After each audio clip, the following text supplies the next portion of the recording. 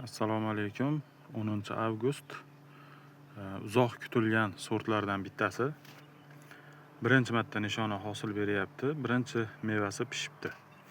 Endi o'zi yana bir kun tursa yana ham zo'r bo'lardi-yu. Bu joyga ko'p kelavermayman. O'shaning uchun bugun imkoniyatdan foydalanib video qilyapman. Mana bu adashmasam o'tgan yili ulangan edi. Mana shu yerdan o'tgan yili ulangan. Baylarini uzgan edim, suvi tushyapti. Xo'p, bu yil endi nishona hosil qilyapti. Bu sortimiz Violet Desalie degan sort. Bu sort yana Bourgeois Sot Noir degan sinonimi bor. Xullas, yana boshqa sinonimlari ko'p.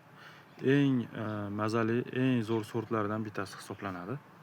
Hozir ko'rsataman uzib. Mana ko'rinishi ham chiroyli.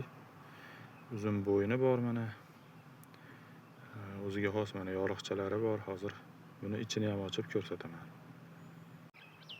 Mana ichini holati, ko'rinishi, rangi. Mana ichida shu qiyomga o'xshagan suyuqlik paydo bo'lgan, lekin yana ozgina turganda bu yana ham yumshab, yana ham zo'r bo'lardi.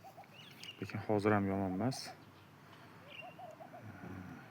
Eng mazali sortlardan bittasi hisoblanadi. Va ko'rinishi ham chiroyli, xullas bozorbop yaxshi sort. Hozir buni tatib ko'raman, mazasini aytaman. Bittasini yeb ko'rdim, haqiqatda mazasi shirin, zo'r. Juda ham yoqadigan odamga. Haqiqatda hammaga tavsiya qilsa bo'ladigan yaxshi sort ekan. Violet Desalie sorti.